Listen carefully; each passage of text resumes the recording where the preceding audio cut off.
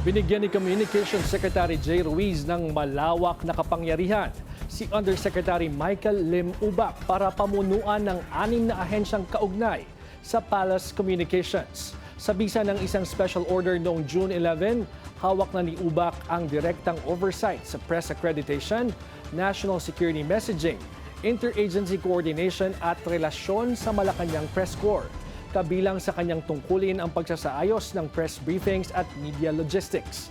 Kasabay ng utos, muling uminit ang usapin sa mahigpit na accreditation rules ng PCO na tinutulan ng media groups at ng Malacanang Press Corps bilang banta sa press freedom, na ayon sa ulat ng Politico.com, ang mga dating mamamahayag na sina Ubak at Assistant Secretary Ariel Cabatbat ang nasa likod ng naturang mga patakaran.